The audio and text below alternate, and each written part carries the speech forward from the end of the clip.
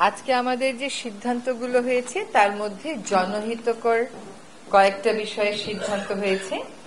আমাদের পিএসসির মাধ্যমে ৩,৪৯৩ জন চিকিৎসক রিক্রুট করার প্রক্রিয়া চলমান আছে। এটার অতিরিক্ত হিসাবে আমরা আরো ২,০০০ চিকিৎসক নিয়োগের সিদ্ধান্ত নিয়েছি। এটার মূল উদ্দেশ্যই হচ্ছে যে গ্রামগঞ্জে মানুষেরা আসলে চিকিৎসা পায় না, তাদের জন্য পর্যাপ্ত ডাক্তার যেন নিশ্চিত করা যায়, চিকিৎসক যেন নিশ্চিত করা যায়, এই জন্য এই সিদ্ধান্তটা নেওয়া হয়েছে। আমাদের আরেকটা ভালো খবর আছে, সেটা হচ্ছে যে আপনারা জানেন যে দুটো দেশ থেকে বর্তমানে এলএনজি আনছি, কিন্তু গত কয়দিন আগে আমাদের বিদ্যুৎ উপদেষ্টা মহোদয় গিয়েছিলেন সৌদি আরবে। সেখানে আরামকো বলে যে সবচেয়ে বড় কোম্পানিটা আছে, তাদের সাথে কথা হয়েছে। তারা বাজারে যে দামে দেয় তার থেকে কম দামে বাংলাদেশকে এলএনজি সরবরাহে সম্মত হয়েছে। আরেকটা সেটাও ভালো খবর, সেটা হচ্ছে যে এ পর্যন্ত উপদেষ্টা পরিষদে যে যতটা সিদ্ধান্ত গৃহীত হয়েছে তার কতটুকুন বাস্তবায়িত হলো তার একটা পিরিয়ডিক রিভিউ হয়। সেই রিভিউতে দেখা যাচ্ছে যে ১৩৫টা সিদ্ধান্তের মধ্যে ৯২টা সিদ্ধান্তই বাস্তবায়িত হয়েছে, অর্থাৎ বাস্তবায়নের হার হচ্ছে ৬৮.16, যেটা বেশ ভালো একটা হার। আরেকটা সিদ্ধান্ত হয়েছে জনস্বাস্থ্য বিবেচনায়, সেটা হচ্ছে আমাদের বিশেষ করে ছেলেমেয়েরা খায়, বাচ্চারা খায়, এরকম কিছু কিছু খাদ্য পণ্যে, আমরা সকলেই খাই যদিও, স্যাচুরেটেড ফ্যাট থাকে, চিনি থাকে, লবণ থাকে, তো বিশ্বের অনেক এটা অতিরিক্ত থাকে, তো বিশ্বের অনেক দেশেই আসলে এটা ওই খাদ্যের মোড়কে একটা মেসেজ হিসাবে দিয়ে দেয়া থাকে, যাতে যারা ওই খাদ্যটা গ্রহণ করছেন তারা জেনেই ওটা গ্রহণ করেন। তো সিদ্ধান্ত হয়েছে যে বৈশ্বিক মানদণ্ডের সাথে সামঞ্জস্য রেখে আমরাও বাংলাদেশে এই প্রক্রিয়াটা শুরু করব। আমাদের আজকের সভায় আপনারা জানেন যে বিপুল সংখ্যক প্রতিষ্ঠানের নাম বিশেষ পরিবারের সদস্যদের নামে নামকরণ করা হয়েছিল। তো আমরা আজকেও ওই ধারাবাহিকতায় এরকম দুটো প্রতিষ্ঠানের নাম পরিবর্তনের সিদ্ধান্ত গ্রহণ করেছি।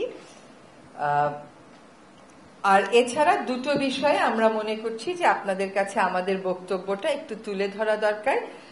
একটি হচ্ছে সাম্প্রতিক সময়ে একটি এককালীন সুবিধা দেওয়ার কথা বলা হয়েছে যারা জুলাই আগস্ট গণ অভ্যুত্থানে আহত হয়েছেন, নিহত হয়েছেন, তাদের পরিবারের সদস্যদেরকে স্কুলে ভর্তির ক্ষেত্রে। এদের সংখ্যাও আসলে খুবই কম, মাত্র ১২,৫০০, মানে সংখ্যা কম ইন দ্য সেন্স যে ১২,৫০০ মানুষের জন্য এটা একটা এককালীন সুবিধা হিসেবে থাকবে শুধুমাত্র স্কুলে ভর্তির ক্ষেত্রে। এবং এইটা ক্ষতিগ্রস্ত পরিবারকে যে এককালীন সহায়তা দেয়া হচ্ছে তারই একটা অংশ হিসেবে বিবেচনা করা হচ্ছে। এইটা কোনোভাবেই কোটার সাথে তুলনীয় নয়। আরেকটা বিষয়ে আপনাদেরকে একটু ব্যাখ্যা দেওয়ার প্রয়োজন, সেটা হচ্ছে মব জাস্টিস বা মোরাল পুলিশিং। সরকার বারবার তার অবস্থান স্পষ্ট করেছে এটা বলে যে মব জাস্টিস বা মোরাল পুলিশিং এর কোনো সুযোগ এখানে নেই, এদেশে নেই। সরকার এটার বিরুদ্ধে সবসময়ই একটা শক্ত অবস্থানে আছে।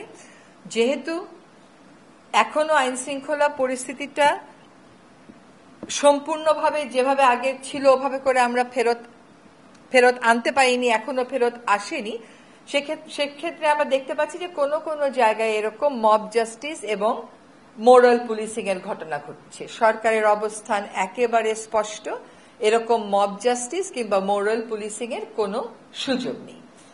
মোহাম্মদপুরের একটি ঘটনা নিয়ে অনেক কথাবার্তা হয়েছে। এটার ব্যাপারে আজকে আমরা জেনেছি যে আসলে উভয় পক্ষই পুলিশের সামনে একটি আপোসনামা স্বাক্ষর করেছে, এবং যেহেতু দুই পক্ষই আপোসনামায় স্বাক্ষর করেছে, কাজেই সেক্ষেত্রে ওইটাকেই আমাদের চূড়ান্ত বলে বিবেচনা করতে হচ্ছে। কোনোভাবেই নারীর প্রতি সহিংসতা কোনোভাবেই এই জাতীয় আচরণ সরকার সমর্থন করে না। এটা আমরা আগেও আপনাদের কাছে স্পষ্ট করেছি, আজকেও আপনাদের কাছে ওই ঘটনার প্রেক্ষিতে আবারও আমাদের বার্তা আপনাদের মাধ্যমে সকলের কাছে পৌঁছে দিচ্ছি। আপনাদের কোনো প্রশ্ন থাকলে আমরা উত্তর দেব। একটা বিষয় বলতে বলছিল স্যার আমাকে, কোনটা? ক্যাবিনেটের বিষয় বলে দিতে বলছিল, বলে দিব? হ্যাঁ, বলে দেন। হ্যালো, আপনারা জানেন কালকে একটা ওথ টেকিং আছে। কালকে একজন নতুন অ্যাডভাইজার ওথ নিবেন। উনি হচ্ছেন CR Abrar, professor CR Abrar. আপনি জানেন উনি খুবই একজন ঢাকা ইউনিভার্সিটির প্রফেসর ছিলেন, এখনো ডিস্টিংগুইশ প্রফেসর, এবং বাংলাদেশে ওনার প্রচুর লেখালেখি আছে, বাংলাদেশের অনেক বিষয়ে ওনার অ্যাক্টিভিজম আছে। তো উনি ওনাকে কালকে অ্যাডভাইজার হিসাবে ওথ নেওয়া হবে এবং উনি, আমরা আশা করছি যে উনি এডুকেশন মিনিস্ট্রিটা টেক ওভার করবেন। প্রফেসর ওয়াহিদুদ্দিন মাহমুদ অনেকদিন ধরে বলছিলেন যে ওনার জন্য, ওনার যেহেতু একটা অ্যাডভান্স এজে, উনি চাচ্ছিলেন না যে দুইটা ওনার এক সাথে প্ল্যানিং মিনিস্ট্রি, আপনি জানেন প্ল্যানিং মিনিস্ট্রি অনেক বড় মিনিস্ট্রি, আবার at the same time education ministry, দুটোই দেখতে হচ্ছে। তো সেই জন্য প্রফেসর সিআর আবরারকে আসছেন আমাদের সাথে, ওই কাউন্সিল অফ অ্যাডভাইজারে জয়েন করছেন এবং উনি সম্ভবত এই মোস্ট লাইকলি উনি এডুকেশন মিনিস্ট্রিটা দেখবেন। Thank you. কালকে 11টার সময় শপথ বঙ্গভবন।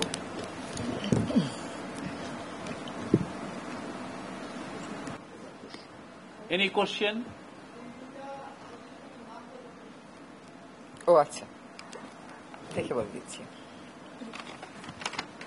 নাম পরিবর্তন হয়েছে, যেটা ছিল বঙ্গবন্ধু বিজ্ঞান ও প্রযুক্তি ফেলোশিপ ট্রাস্ট আইন সংশোধন অধ্যাদেশ, আর বঙ্গবন্ধু শেখ মুজিবুর রহমান নভ থিয়েটার আইন সংশোধন অধ্যাদেশ।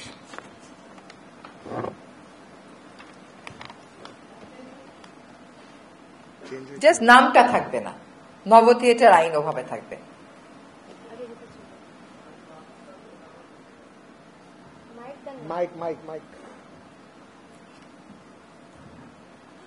প্রায় সোশ্যাল মিডিয়া হোক আর গণমাধ্যমে হোক, চাঁদাবাজি মানে বিশেষ একটা দলের তৃণমূল থেকে শুরু করে বিভিন্ন পর্যায়ে ব্যাপকভাবে চাঁদাবাজির সাথে জড়িয়ে এরকমের ভিডিও আসছে। তো আসলে এটা রোধ করার জন্য সরকার আসলে কি পদক্ষেপ নিচ্ছে, এটার কোন উন্নতি দেখা যাচ্ছে কিনা সেটা নিয়ে একটা বড়। সরকার চাঁদাবাজি রোধে অবস্থান নিবে, পদক্ষেপ নিবে এবং নিচ্ছে। সরকার কোন দল চাঁদাবাজি করলো, কোন ব্যক্তি চাঁদাবাজি করলো, এটা তো সরকার দেখবে না। এবং কোন বিশেষ দলের দিকে যদি আপনি ইঙ্গিত করে থাকেন, তাহলে সেই প্রশ্নটা সেই বিশেষ দলকেই করতে হবে। সরকারের অবস্থান হচ্ছে চাঁদাবাজি বলেন বা অন্য যে কোনো অপরাধী বলেন, সরকার সেগুলোর বিরুদ্ধে যথাযথ ব্যবস্থা গ্রহণ করছে যখনই সেটা সরকারের দৃষ্টিতে আসছে।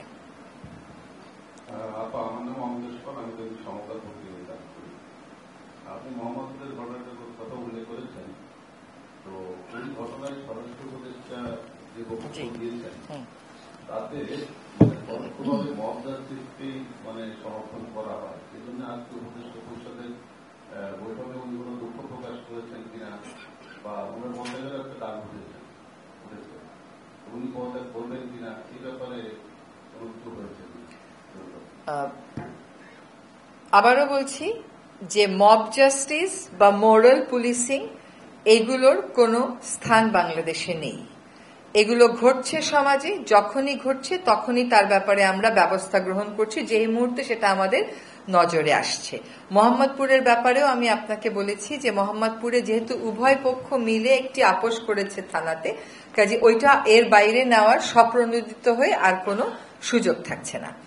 আর স্বরাষ্ট্র উপদেষ্টা মহোদয় থাকছেন।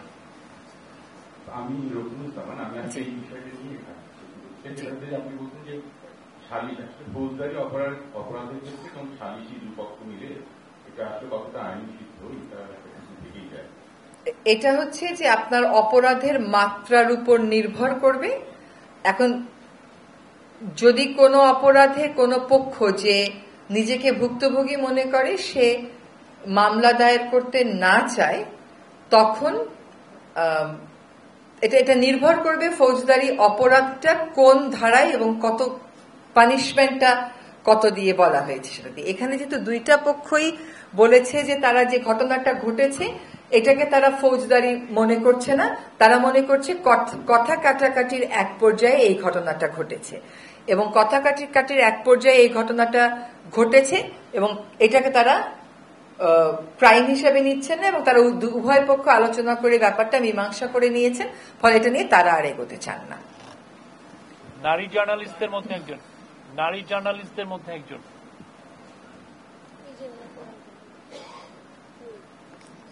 এই সুইটি, এনি কোশ্চেন? সুইটিকে আজকে প্রশ্ন করতেই হবে। জি, বারবার করে মদ্রাসের মতো ব্যাপারগুলো করছে এবং যা আমরা শুরু থেকেই দেখতে পাচ্ছি এসব ক্ষেত্রে সরকার যথেষ্ট চেষ্টা করছে বলে আমরা বারবার করে জানতেও পারছি, কিন্তু সমাধান কেন হচ্ছে না? এরকম যে আগে দলীয় সরকার যখন ছিল তাদের হেলমেট বাহিনী বলি বা তাদের অনেক নিজস্ব লোকজন ছিল তাদেরকে দিয়ে ব্যবহার করতে পারতো, আর এখন পুলিশকে আমরা সেভাবে পাচ্ছি না বলে কি? কিন্তু এটা আসলে সমাধানটার আর কোনো উপায় বের করছে কিনা সরকার? জনগণ কিন্তু অসহায় বোধ করছে। জি, আজকে এটা নিয়ে কথা হয়েছে যে একটা ব্যাপক প্রচারণা এবং সচেতনতার দিকে আমাদের যেতে হবে। আসলে দলীয় সরকারের সময়ও মব জাস্টিসের ঘটনাটা ঘটে এবং মোরাল পুলিশিং এর ঘটনাটা ঘটে। এগুলো নিয়ে প্রচুর আর্টিকেল আপনারাও লিখেছেন, খবরও আপনারা ছাপিয়েছেন। আমাদের কাছে মনে হয় যে যেহেতু পূর্ণ উদ্যমে যখন আমাদের আইন শৃঙ্খলা রক্ষাকারী বাহিনীরা নেমে যাবেন তখন হয়তো এই সমস্যাটার মাত্রাটা কমে আসবে। আর জনগণ যেন সবসময় জানে যে এরকম কোনো মব জাস্টিস করার কোনো সুযোগ নেই। যদি কোনো মব জাস্টিসের মুখোমুখি কেউ হন, সরকার সবসময় তার পাশে দাঁড়াবে। আপনি মোহাম্মদপুরের ঘটনাটার পাশাপাশি যাই, কক্সবাজারে আমরা দেখেছি একজন পুলিশ সদস্যকে এরকম হয়রানির মুখোমুখি হতে হয়েছে। কাজে পুরো আইন শৃঙ্খলা পরিস্থিতির উন্নতি এবং উত্তরণের সাথে সাথে আশা করি এই পরিস্থিতিটা এখনের থেকে আরো অনেক বেশি নিয়ন্ত্রণে চলে আসবে। আমি জেসমিন মল্লিক বিভিন্ন ইস্যুতে বলছিলাম, হাসিনা সরকারের 26 জন বিভিন্ন সেনানিবাসে আশ্রয় নিয়েছিলেন বলে আমরা জানতে পেরেছিলাম।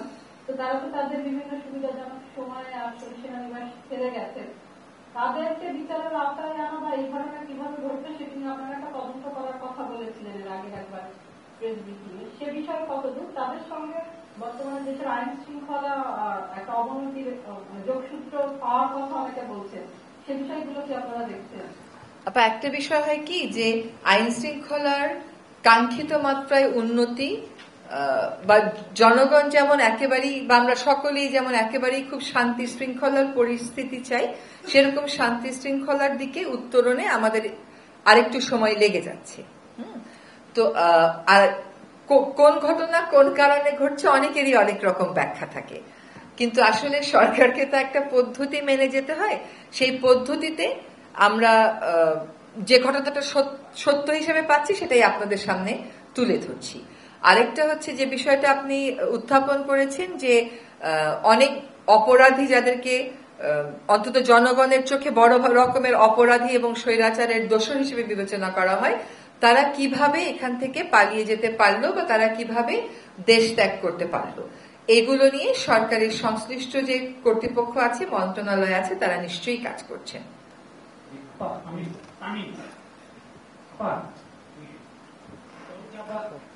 স্বাধীনতা পুরস্কারের বিষয়ে আমরা সামাজিক মাধ্যমের বিষয়ে যে ধরনের নাম আসছে, এটা চূড়ান্ত হয়েছে কিনা স্বাধীনতা পুরস্কার? স্বাধীনতা পুরস্কারটা কারা পেয়েছেন তাদের চূড়ান্ত তালিকাটা যথাসময়ে আপনাদের সামনে প্রকাশ করা হবে। এভাবে তো তালিকা প্রকাশ করার নিয়ম নাই, যেভাবে তালিকা প্রকাশ করার নিয়ম সেভাবেই যথাসময়ে যথাযথ পদ্ধতি মেনে তালিকাটা প্রকাশ করা হবে। তবে যেহেতু দিনটার সামনে একটা মোটামুটি চূড়ান্ত সিদ্ধান্ত গঠনের প্রক্রিয়া তো অবশ্যই সমাপ্তির পথেই। মাননীয় পরিবেশ উপদেষ্টা, আমি পদল রায় বার্তা 24 কাজ করি এখানে।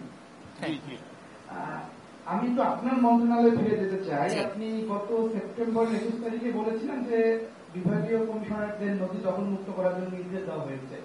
সেই নির্দেশের পর আজকে 3-4 মাস পরেও কতটা উন্নতি হলো এবং ঠিক কতটা নদী দখল মুক্ত হবে? আপনি যদি আমার কথাটা দেখেন তাহলে দেখবেন বিভাগীয় কমিশনারদেরকে নদী দখল মুক্ত করতে বলা হয়েছে এমন কোনো কথা আমি বলি নাই। আমি যেটা বলেছি যে প্রত্যেকটা ডিসি কে বলা হয়েছে তার এলাকার একটা করে নদী দখল এবং দূষণ মুক্ত করতে একটা কর্মপরিকল্পনা পাঠাতে। সেই প্রত্যেকটা ডিসি 63টা ডিসি থেকে আমরা কর্মপরিকল্পনা পেয়েছি। এটা নিয়ে কিন্তু বেশ কয়েকটা পত্রিকা রিপোর্টও করেছে তারা কত বাজেট দিয়েছে। কিন্তু আসলে দেখা গেল কোন ডিসি হয়তো বলেছেন 5 লক্ষ, আরেকজন ডিসি বলেছেন 8 কোটি। তো সেইগুলো আমাদেরকে এখন সর্ট আউট করতে হচ্ছে। করে আমরা কতটুকু সময় পাবো সেটা বিবেচনায় আমরা দেখছি যে প্রত্যেকটা বিভাগ থেকে একটা করে নদী যদি আমরা বেছে নিই, একই সাথে বাংলাদেশের 3টা নদীকে বলা হয় সবচেয়ে দূষিত, সে 3টা যদি আমরা বেছে নিই, আর কক্সবাজার যেহেতু পর্যটনের জন্য অনেক গুরুত্বপূর্ণ, কক্সবাজারটাকে আমরা নিই এভাবে করে, আর ঢাকার 4টা দূষিত নদীকে নিই, দূষিত এবং মৃতপ্রায়, তাহলে মোট 13টা নদী নিয়ে প্রাথমিকভাবে আমরা কাজ শুরু করে দিয়েছি। মানে কাজ শুরু মানে কিন্তু এগুলোর কর্মপরিকল্পনা চূড়ান্ত এবং তারপরে বাজেট আনা। তবে আশা করছি এই 13টা নদীকে নিয়ে কাজগুলো আমরা শুরু করে দিতে পারবো।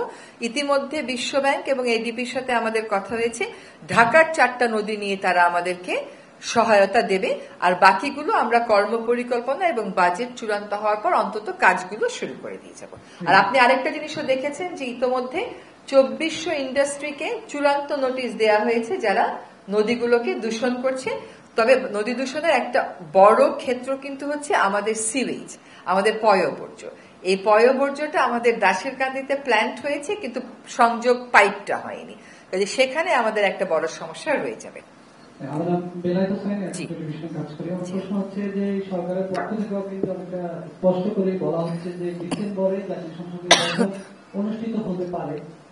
আপনিও বললেন যে পুরোপুরি আইন শৃঙ্খলা পরিবেশ নিয়ন্ত্রণ করা যায়নি এখন পর্যন্ত, এখনো পুলিশ ঠিকভাবে কাজ করছে না।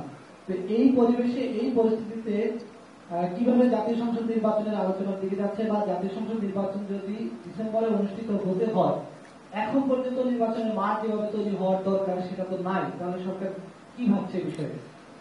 পুলিশ প্রশাসন কাঙ্ক্ষিত মাত্রায় ওই পরিমাণ সাহস দেখিয়ে কাজটা এখনো সকলেই শুরু করতে পারেনি। কিন্তু পুলিশ প্রশাসনে আপনি দেখবেন উত্তরণ কিন্তু হয়েছে, তাদের ভিজিবিলিটিটা অনেক বেড়েছে। আর নির্বাচনের ব্যাপারে আমাদের প্রধান উপদেষ্টা মহোদয় যেটা বলেছেন, আমরা একই কথা বলছি, যে আমরা বলেছি ডিসেম্বর থেকে জুনের মধ্যে উনি একটা সময় বলেছেন, এই সময়টা কবে চূড়ান্ত হবে এটা আপনারা উনার মুখ থেকেই শুনবেন। আমি আসলে আপনার মন্ত্রণালয়ের বিষয়ে একটু জানতে চাই যে বায়ু দূষণের অবস্থা আমরা দেখছি গত 2 মাস ধরে বারবারই এটা শিরোনাম হচ্ছে, আমরা দেখেছি উচ্চ আদালত থেকে নির্দেশনা এসেছে নানা ধরনের, কিন্তু খুব কাজ হচ্ছে না। এটা আসলে কেন হচ্ছে না সেটা একটু জানতে চাইবো। আমরা জানি যে ভারী যত উন্নয়ন কার্যক্রম যেটা চলতো বিগত বছরগুলোতে সেটা তো এই মুহূর্তে বন্ধ আছে, তাহলে ঠিক কি কারণে? এবং আপনি যখন মন্ত্রণালয়ের দায়িত্বে, সেটা একটা প্রশ্ন। আর একটা আমি একটু যুক্ত করতে চাই, পবিত্র রমজান মাস চলছে, সংযমের মাস, কিন্তু একটি বিষয় যে যারা অসুস্থ থাকে, ভিন্ন ধর্মের মানুষ থাকে, তাদের কাছ থেকে অভিযোগ আসছে বিগত বছরগুলোতে তবু কিছু দোকানপাট খোলা থাকতো, এখন সেটা থাকছে না। কিছু দোকানিদের সঙ্গে আমি কথা বলেছি, তারা বলছেন তারা ভয় পায়, স্থানীয় অনেকেই আছে, নানা ধরনের হুমকি। সেক্ষেত্রে আপনাদের তরফ থেকে কোনো ধরনের কোনো নির্দেশনা আছে কিনা এই বিষয়ে? আসলে আপনারা কোনো অভয় বাণী কিংবা কিছু আসলে আপনাদের বলার আছে কিনা, এটা একটু জানতে চাই। প্রথম কথা হচ্ছে যে বায়ু দূষণ নিয়ে যে আদালতের নির্দেশের কথা বললেন, তার একটা বড় অংশের নির্দেশ কিন্তু আমি নিজে বাদী হয়ে যখন মামলা করেছি সেগুলোতেই এসছে। বায়ু দূষণ আসলে আমরা বারবার বলছি, বায়ু দূষণ নিয়ন্ত্রণে আমরা কাজ করে যাচ্ছি।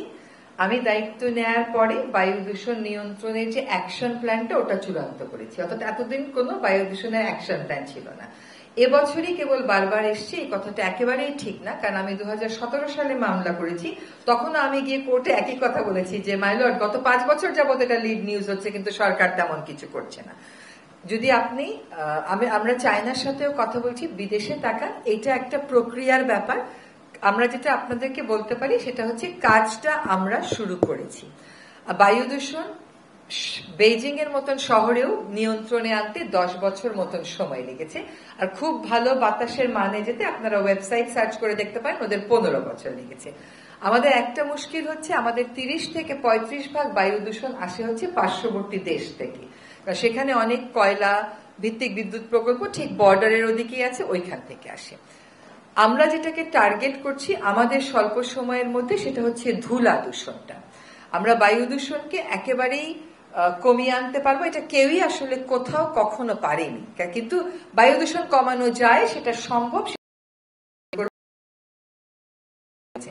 আমরা যেটা করবার চেষ্টা করব সেটা হচ্ছে ঢাকার আশেপাশের যে ইটভাটাগুলো থেকে বাতাসটা পুরো ঢাকাতে চলে আসে, সেই ইটভাটাগুলোর একটা ম্যাপ আমরা বাংলাদেশ নৌবাহিনীর সহায়তা নিয়ে করেছি। তারা এরিয়াল ভিউ দিয়ে ওটা আমাদেরকে প্রেজেন্ট করে দিয়েছে। আমরা চেষ্টা করব যে আগামী বছর এই ইটভাটাগুলো যাতে আর চালু থাকতে না পারে সেটা নিশ্চিত করতে। খেয়াল করবেন, দুইটা জিনিস আমরা শীতকালে চাই না, একটা হচ্ছে কনস্ট্রাকশন, একটা হচ্ছে ইটভাটা, কারণ এই দুটো হচ্ছে বায়ু দূষণের অন্যতম মেজর সূত্র। কিন্তু এই দুটা কাজই আবার হয় গিয়ে আপনার শীতকালে। কাজে ঢাকার এই আশেপাশের এই আমিনবাজার, সাভার এবং ধামরাইতে এগুলোকে আমরা ব্রিকফিল্ড জোন ঘোষণা করার মোটামুটি একটা সিদ্ধান্ত নিয়েছি, বাকিটা আলাপ আলোচনার পরে। আরেকটা হচ্ছে ঢাকা দক্ষিণ সিটি কর্পোরেশন, ঢাকা উত্তর সিটি কর্পোরেশন থেকে কোথায় কোথায় তাদের ভাঙা রাস্তা আছে সেগুলোর একটা তালিকা আমরা প্রস্তুত করেছি, সেগুলো তারা নির্মাণ কাজ শুরু করে দিয়েছে। আরেকটা কাজ যেটা আমরা করছি সেটা হচ্ছে ঢাকা শহরে প্রচুর জায়গাতে আপনি দেখবেন যে রোড ডিভাইডার আছে, একটা গাছ আরেকটা গাছ, মাঝখানের জায়গাগুলো পুরা ব্রাউন, ওইখান থেকেও কিন্তু প্রচুর ধুলা উড়ে। তো ওই ধুলাগুলো ঢেকে দেওয়ার জন্য নর্থ সিটি কর্পোরেশন এবং সাউথ সিটি কর্পোরেশনের থেকে আমরা পুরো বর্ণনা নিয়ে এসেছি কত কিলোমিটার আসলে আমাদেরকে সবুজে আচ্ছাদন করতে হবে। সেই আচ্ছাদনের প্রক্রিয়ার জন্য আমাকে এপ্রিল পর্যন্ত অপেক্ষা করতে হবে, কারণ এখন ঘাস লাগিয়েও তো বাঁচানো যাবে না। কাজে আগামী বছরের জন্য আমাদের টার্গেট হচ্ছে ধুলা দূষণটা নিয়ন্ত্রণে আনা। আর নির্মাণ কাজের জন্য এই যে আজকেও কথা বলে আসলাম যে আমরা রাতে রাতে ম্যাজিস্ট্রেট রাস্তায় দিতে পারি কিনা, তার একটা বড় কারণ হচ্ছে যে আমাদের তো পুলিশের সহায়তাটাও লাগছে। ফলে বায়ু দূষণে যদি আমরা যে কাজগুলো আমরা হাতে নিয়েছি এগুলো থেকে শুরু করি এবং পরবর্তী সরকার এসে এই কাজগুলো সম্পাদন করতে থাকেন, আশা করা যায় 3 থেকে 4 বছরের মধ্যে আর বায়ু দূষণের শীর্ষে আমরা থাকবো না। কিন্তু বায়ু দূষণটাকে নিয়ন্ত্রণে এনে উন্নত বায়ুতে যেতে আপনি দেখবেন চীনের মতন দেশকে মানে এটা সময় সাপেক্ষ ব্যাপার, একটু সময় লেগে যাবে। জি,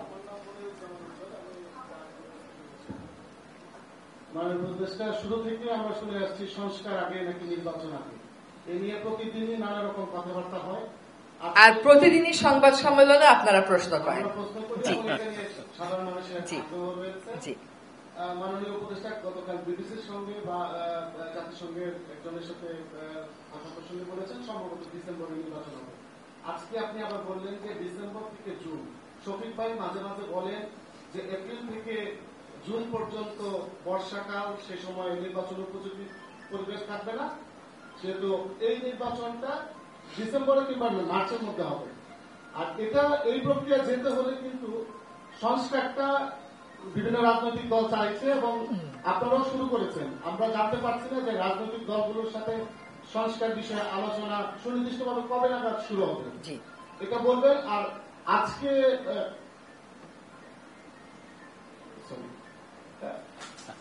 জাতীয় যে নতুন পার্টিটা হয়েছে সে পার্টির একজন বলেছেন যে আগে সংস্কার হতে হবে, তার আগে কোনো নির্বাচন নয়। অনেকে মনে করেন যে সরকারের পক্ষ থেকে এগুলোকে ওনাদেরকে বলা হচ্ছে বা সরকার চাইছে যে তাদের মাধ্যমে আরেকটা সরকার গঠিত করতে নির্বাচনের মাধ্যমে, যেন কোনো নির্বাচনের মাধ্যমে। আসলে সরকারের অবস্থানটা কি? সুনির্দিষ্টভাবে সরকার এই দলগুলির সঙ্গে কবে নাগাদ আলোচনা শুরু করবে এবং সংস্কার আগে নাকি নির্বাচন আগে, এটা স্পষ্ট করবে। প্রথম কথা হচ্ছে কি যে রাজনৈতিক দলগুলোর বক্তব্য তার নিজের বক্তব্য, এখানে আমাদের হ্যাঁ বা না বলার তো কিছু নেই, বা এটা আমাদের কন্ট্রোল করারও কোনো সুযোগ নেই, কোনো ইচ্ছাও নেই। দ্বিতীয় কথা হচ্ছে যে আপনারা একই প্রশ্ন বারবার করেন, তাহলে এক একজন এক একবার উত্তর তো একটু ভিন্ন দিয়েই ফেলে, তখন একটা কনফিউশন হয়ে যায়। আমি আবারও বলছি, আমাদের মাননীয় প্রধান উপদেষ্টা মহোদয় যেটা বলেছেন ডিসেম্বর থেকে জুনের মধ্যেই নির্বাচনটা হবে। এখন ডিসেম্বর থেকে জুন যখন উনি বলেন, উনি তো ডিসেম্বর বাদ দেন না, ডিসেম্বর নিয়েই বলেন। কাজে উনার মুখ থেকে নির্বাচনের চূড়ান্ত তারিখটা শোনার জন্য আপনারা অপেক্ষা করবেন। আরেকটা হচ্ছে যে সংস্কার আগে না নির্বাচন আগে, এ সমস্ত প্রশ্ন না। আমরা বলেছি আমাদের প্রাধিকারের মধ্যে সংস্কার, নির্বাচন, বিচার, এই তিনটাই আছে। তাছাড়া দ্রব্যমূল্য, আইন শৃঙ্খলা, এটা তো যে কোনো সরকারেরই প্রাধিকারের মধ্যে সবসময় থাকবে। কাজেই রাজনৈতিক দলগুলোর সাথে সংস্কার প্রশ্নে আলোচনা কিন্তু শুরু হয়েছে, সেটা আপনারা দেখেছেন। এখন সেইটা আবারও কবে আপনারা দৃশ্যমান ভাবে মিটিং করতে দেখবেন সেটা হচ্ছে আরেকটা প্রশ্ন। সেই মিটিং এর তারিখ ঠিক হলে নিশ্চয়ই আপনারা জানতে পারবেন, কিন্তু আলাপ আলোচনা কিন্তু চলছে না যে তা না। জি, সম্প্রতি নতুন যে রাজনৈতিক দলটা গঠিত হলো, তারা সুস্পষ্টভাবে তাদের ঘোষণায় বলেছে তারা গণপরিষদ নির্বাচন চায়, যেটা একটা নতুন ইস্যু বলে মনে হচ্ছে। এবং বিএনপি সহ অন্যান্য রাজনৈতিক দলগুলো স্পষ্ট করেছে তারা সংসদ নির্বাচন চায়। এই যে কন্ট্রাডিক্টরি, এইটার ক্ষেত্রে সরকারের অবস্থানটা একটু পরিষ্কার করেন। না, সরকারের এখানে অবস্থান নেওয়ার কোন সুযোগ নেই। তো সরকার কেমন করে অবস্থান নেবে? সরকার সকল রাজনৈতিক দলের সাথেই কথা বলবে। নির্বাচন গণপরিষদ হবে নাকি সংসদ হবে নাকি স্থানীয় হবে নাকি অন্য কিছু হবে, এগুলো তো সরকার নিশ্চয়ই রাজনৈতিক দলগুলোর সাথে কথা বলে ঐক্যমতের ভিত্তিতেই করবে। আর এক একটা রাজনৈতিক দল তার এক এক ধরনের কর্মসূচি, সে তার কর্মসূচি অনুযায়ী কথা বলবে, এটা তো সরকারের বিষয় না। জি, অনেক ধন্যবাদ।